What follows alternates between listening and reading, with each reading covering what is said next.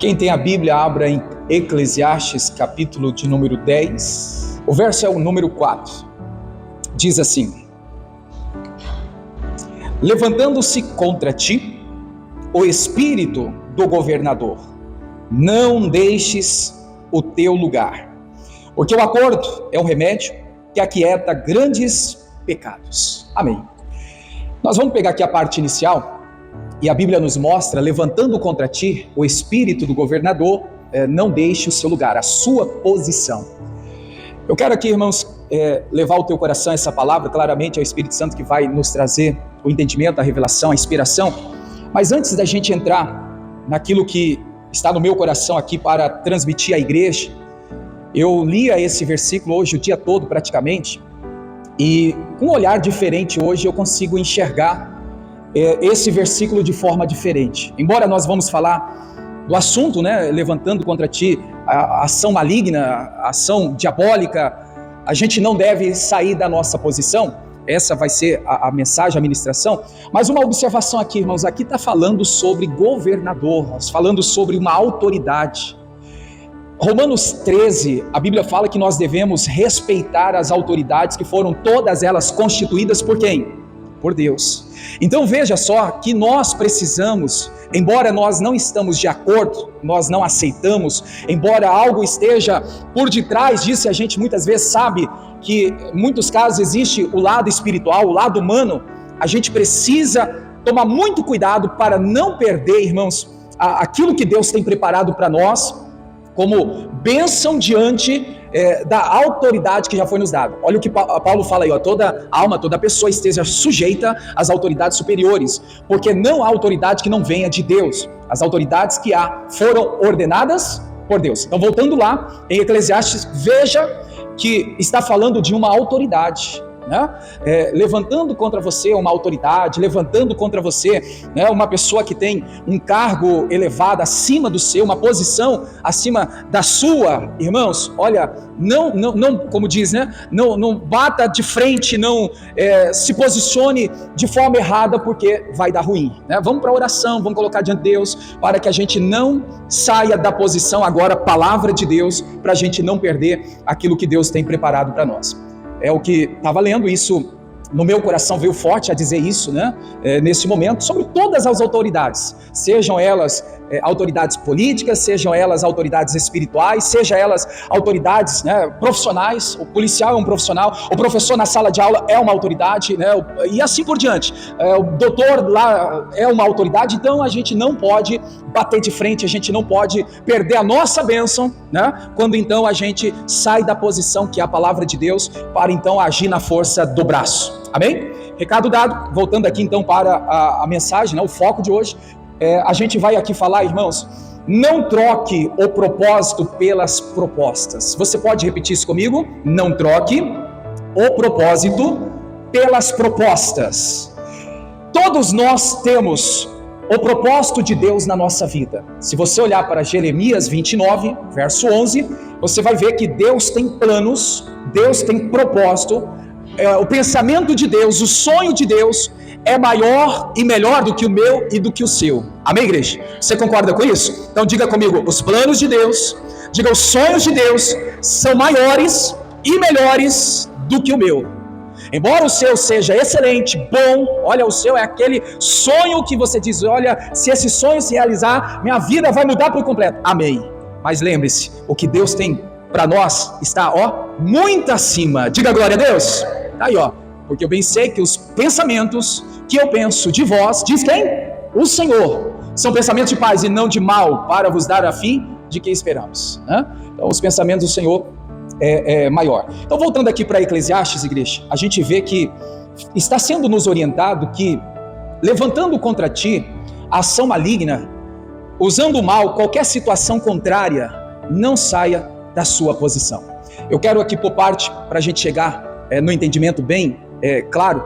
Primeiro a gente precisa saber qual é o nosso lugar, biblicamente. Qual que é o seu lugar? Na presença de Deus. O seu lugar é na palavra de Deus. Amém, igreja? Você recebe essa palavra? Diga comigo, o meu lugar é na presença de Deus, sobre a palavra.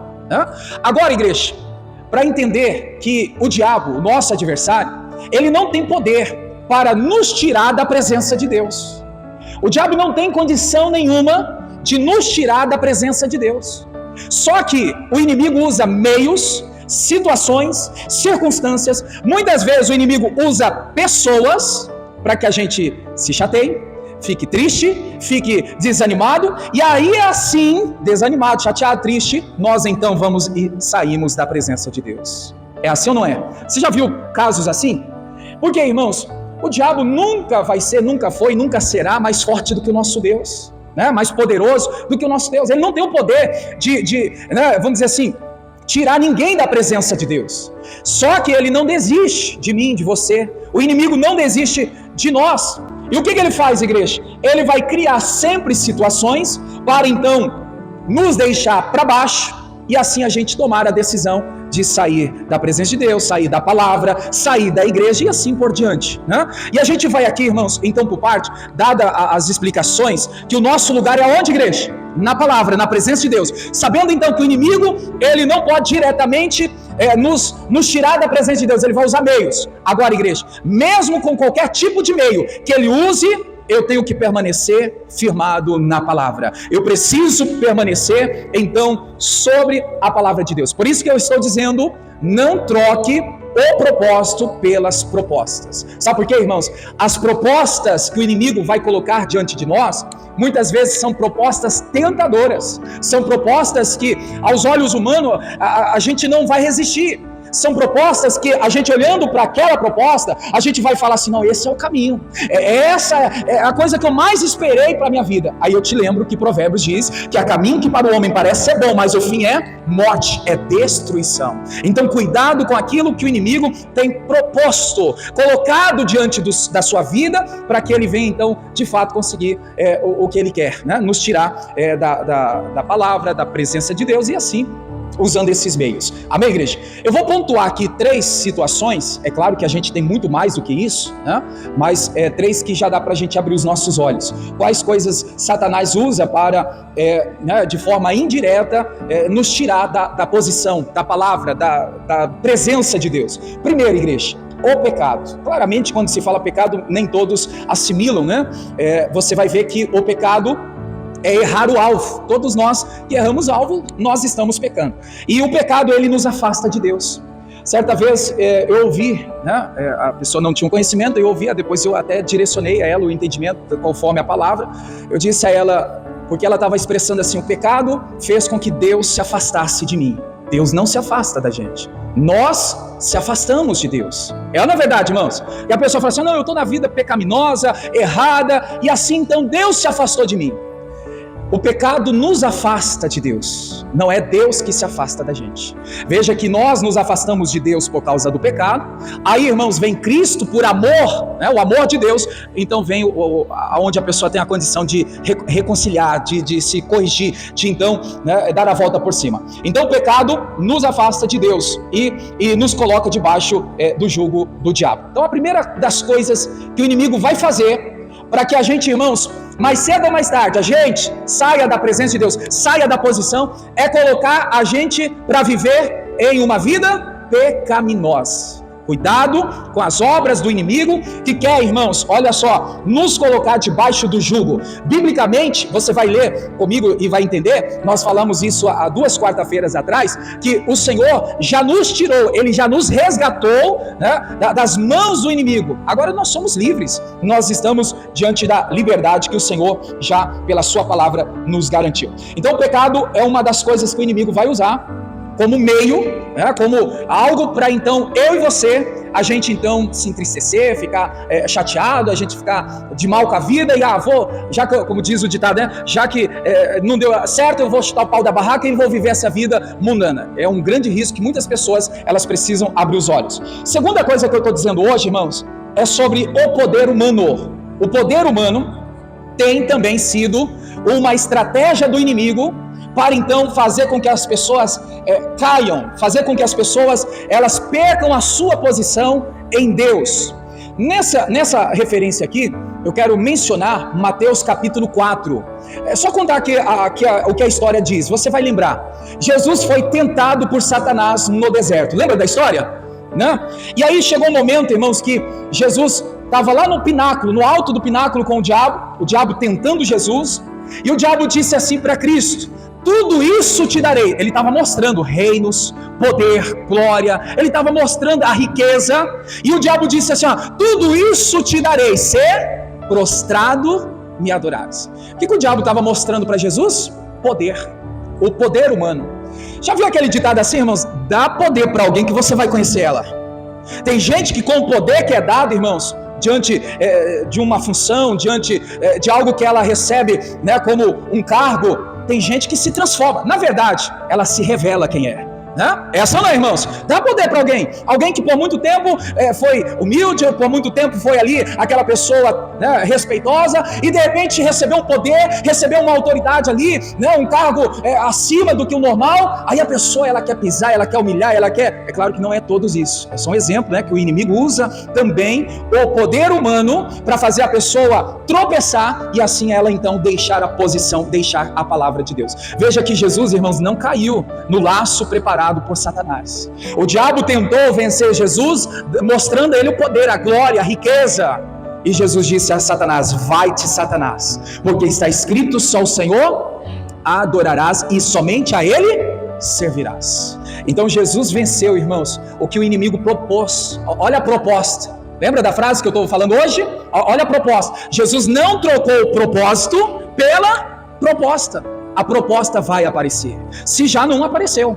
E se não aparecer, irmãos, não se assuste se aparecer futuramente. O inimigo, ele vai usar propostas, ele vai usar meios, situações para que a gente deixe a palavra, para que a gente deixe a presença de Deus. A gente tem que estar muito atento quanto a isso. Amém, igreja? Então, é o pecado, é o poder humano, e por último aqui o terceiro, eu vou expressar aqui dinheiro, mas não é propriamente o dinheiro, tá, igreja? É o amor ao dinheiro, né? Você vê, irmãos, que tem gente que faz tudo pelo dinheiro.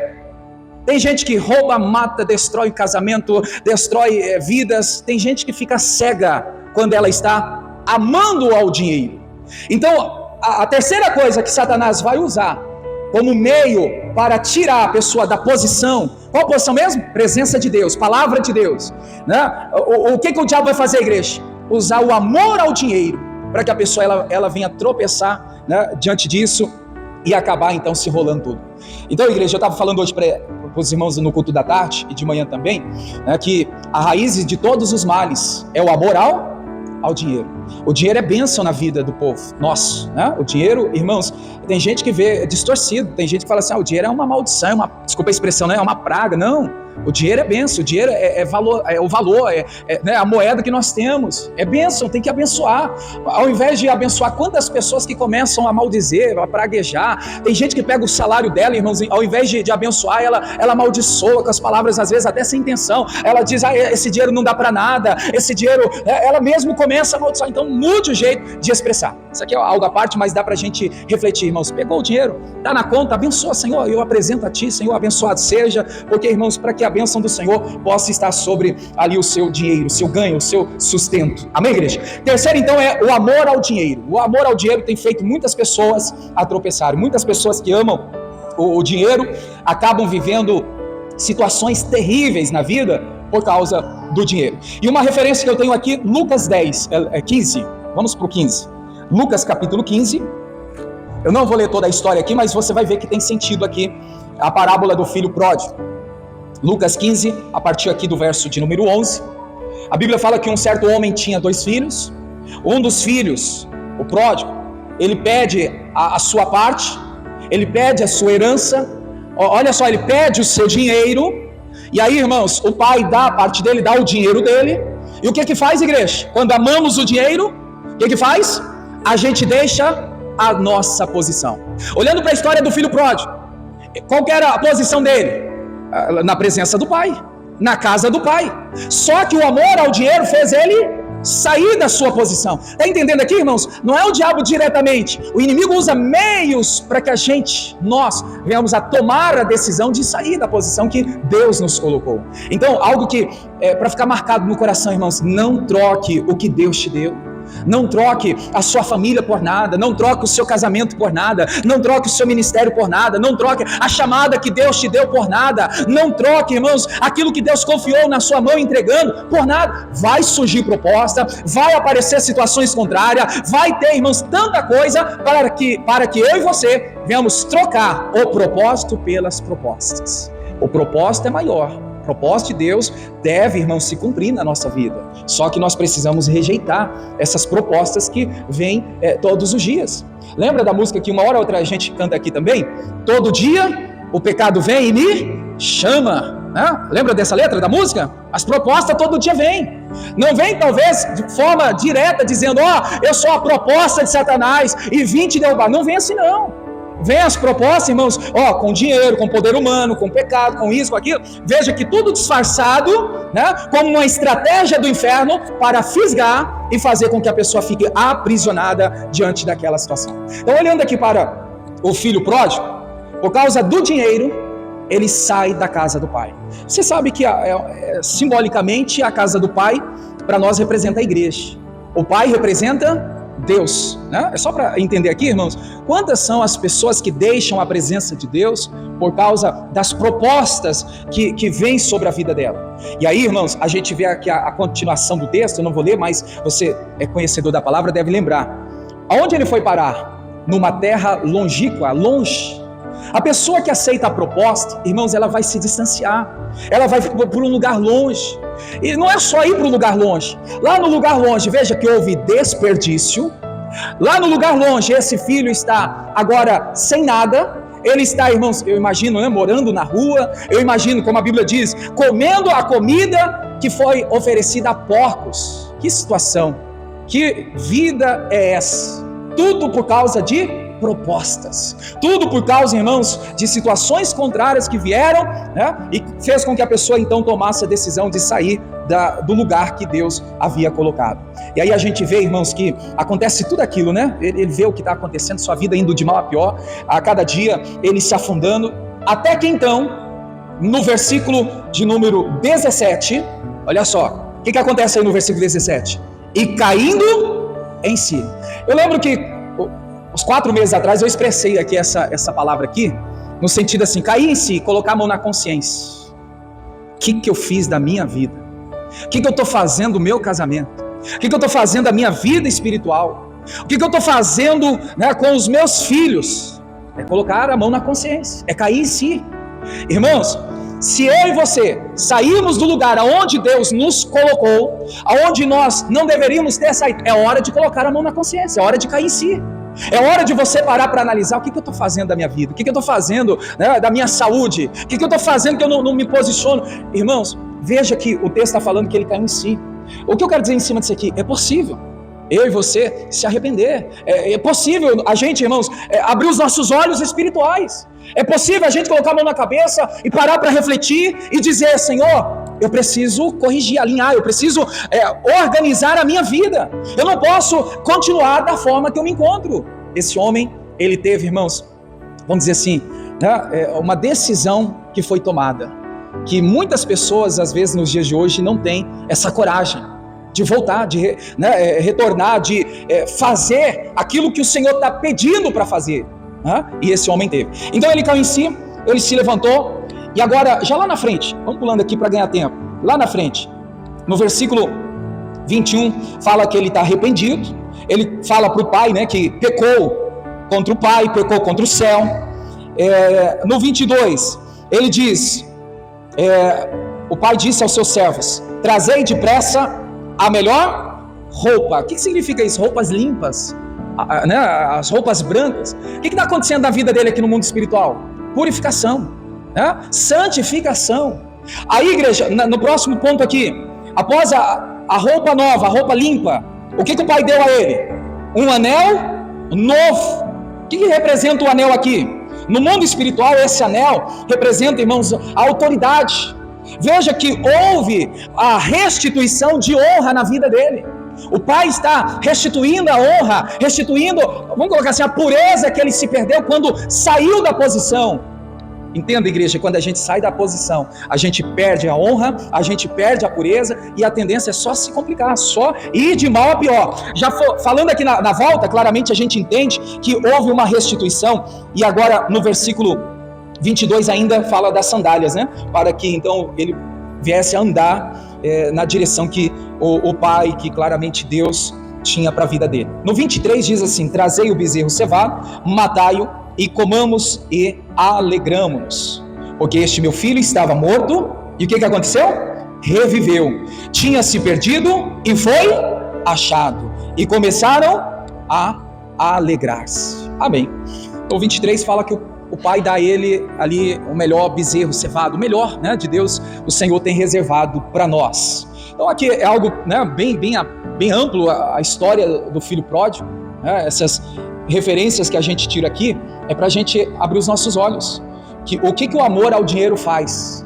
O amor ao dinheiro fez o filho pródigo sair da posição, sair, irmãos, da presença do pai, e para o mundo, para se perder, né, para se contaminar, se sujar, tudo por causa, claramente, lá, o amor ao dinheiro, né, onde ele quer tudo que era direito dele, tudo dinheiro que lhe pertencia. Então, entenda, o dinheiro não é maldição, o dinheiro não é uma praga, o dinheiro é bênção. Mas nós precisamos amar a Deus sobre todas as coisas, né? Eu estava dizendo de manhã, irmãos, que o dinheiro tem que ser uma bênção para a sua vida e também um instrumento na sua vida para você poder servir a Deus, honrar a Deus, né? Glorificar a Deus com aquilo que você pode propor diante da obra dele, né? E assim Deus ser glorificado. Então, vamos deixar essa parte aqui do filho pródigo, vamos entrar mais em outro entendimento aqui, claramente o raciocínio é o mesmo. Agora eu pego a história de Josué, capítulo 1, do verso 6 ao 9. Aqui eu vejo Josué, que permaneceu firme como líder de Israel. Irmãos, não foi fácil para Josué permanecer. Ele teve que, olha, o versículo começa dizendo o que, igreja? Esforça-te. Ele teve que aplicar uma força a mais do que ele já vinha aplicando. Então, vamos pegar aqui o entendimento. Para permanecer na posição, para permanecer na palavra, para permanecer na direção de Deus, nós precisamos se esforçar. Se não tiver esforço, irmãos, a gente não consegue. Josué permaneceu firme porque ele teve que se esforçar. Entenda, irmãos? Tem gente que fala assim, não, o que é para acontecer vai acontecer de forma natural. Nem sempre é assim. Se não tiver esforço, irmãos, a pessoa não chega aonde Deus quer que chegue. Você vai ver através do salmista Deus falando, socorri aquele que é esforçado. Quem se esforça em buscar a Deus, quem se esforça, né, em lutar as batalhas espirituais, tem que ter um esforço para que o nome do Senhor seja glorificado. Então essa parte aqui já dá para a gente entender que o esforço foi fundamental na vida de Josué para ele permanecer firme como líder ali do povo, né, que ele estava guiando após a morte de Moisés. Veja que o Josué teve momentos de luto, momentos de dor, momentos onde muitas vezes ele achava que ele não conseguiria, porque se a gente olhar, irmãos, para Moisés, a gente vai ver, nossa, olha Moisés, o libertador. Moisés, irmãos, no Velho Testamento, para você entender, é como se fosse a função, né, entenda assim, de Cristo no Novo Testamento. Cristo, a gente sabe que ele é o nosso libertador, mas Moisés teve essa função no Velho Testamento. Então, imagina o peso, substituir o libertador, o grande homem de Deus, o mentor, né, aquele que o Senhor escolheu para, então, ser o maior líder de todos os tempos. Eu acredito que Josué ficou ali receoso, será que eu consigo, será que eu vou dar conta, será que vai dar certo? E não foi fácil não.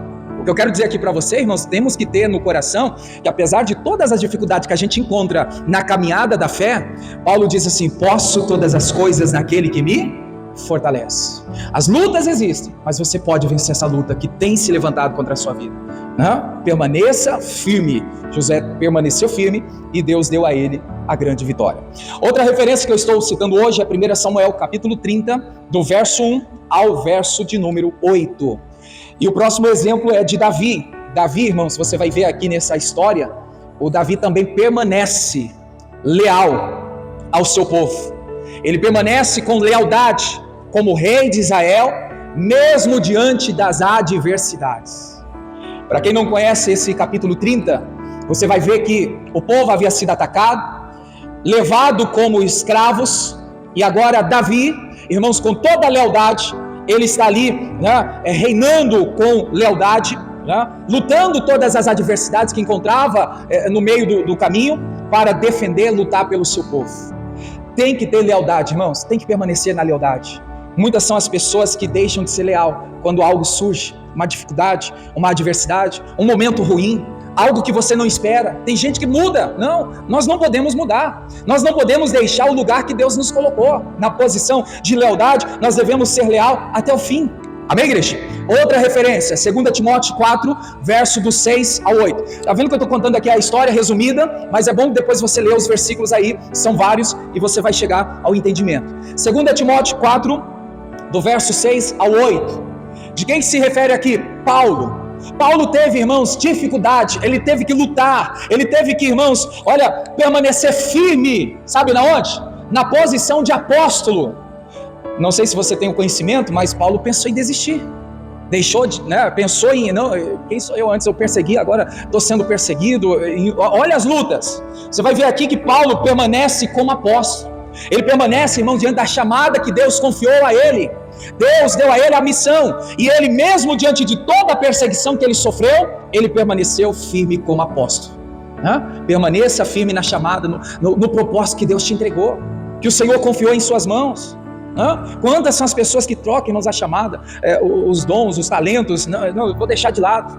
Não, o Senhor te deu, Ele confiou nas tuas mãos. O Senhor viu em você algo que você nunca enxergou. Irmãos, que você se coloque diante de Deus e fala para Deus assim: Senhor, faça a tua vontade, não a minha. A vontade de Paulo era deixar o posto de apóstolo. A vontade dele era abandonar, sair correndo, voltar, desistir. Mas ele permanece firme como apóstolo, mesmo diante das adversidades. Amém? Então Josué permaneceu firme como líder, com toda a dificuldade teve que se esforçar. Davi permaneceu sendo leal, e Paulo permaneceu firme ali como apóstolo, assumindo a chamada que o Senhor deu a ele, mesmo diante de todas as perseguições. Para terminar, eu quero ler mais 2 versículos aqui. 1 Coríntios 15, 58. 1 Coríntios 15, 58. Diz assim: portanto, meus amados irmãos, seja o que, igreja? Firmes e constantes, sempre abundantes na obra do Senhor. Agora, lê comigo em voz alta. Sabendo que o vosso trabalho não é vão no Senhor. O vosso esforço, o vosso empenho, o vosso trabalho não é em vão. Você está fazendo, irmãos, está tudo sendo registrado no céu. Está tudo sendo guardado no coração de Deus. Olhando aqui para o geral, quantas vezes as pessoas caem, irmãos, na cilada do inimigo? Ninguém me reconhece, ninguém vê o esforço que eu faço, minha família não dá valor, ao preço que eu estou pagando para lutar por eles, para ir na igreja por eles, para buscar a Deus por eles. Para de olhar dessa maneira, irmãos. Sua família não reconhece, ninguém está te aplaudindo por causa do esforço que você está fazendo. Não fica esperando isso, não. A Bíblia está dizendo que o seu trabalho, o seu esforço, o que você está fazendo, olha só, não é em vão. Ou seja, vai ter recompensa, o Senhor vai te responder, vai te ajudar na hora certa. Amém, igreja? Agora, para terminar, Salmo 28, 7. Eu vou ler os 2 versículos, aí eu faço uma explicação só. Salmo 28, 7. Vamos ler juntos? O Senhor é a minha força e o meu escudo, nele confiou o meu coração. Fui socorrido pelo que o meu coração salta de prazer. E com meu canto o louvarei. Diga para a pessoa que está ao seu lado, diga assim: não abandone o seu posto. Diga: permaneça firme. Amém. Com esses 2 versículos finais aqui, igreja, a gente chega a uma conclusão que Deus nos fortalece e nos guia para que possamos permanecer firmes em nosso posto, em nosso chamado. Por mais difícil que seja, por maior que seja a luta, veja que o salmista está dizendo: o Senhor me socorre, fui socorrido, o Senhor tem me ajudado, o Senhor tem estendido as suas mãos e me protegido. Escudo é proteção, Ele é a minha força, Ele é a minha proteção, meu escudo. Meu coração está confiante em Deus. Então que a gente possa, igreja, estar confiante no Senhor diante daquilo que Ele falou aos nossos corações. Amém? Vamos orar então? Fique em pé em nome de Jesus. Glória a Deus. Deus abençoe você da internet. Mande essa mensagem para um familiar, um amigo, link que chega para você, copie, compartilhe e vamos propagar o Evangelho. Deus abençoe.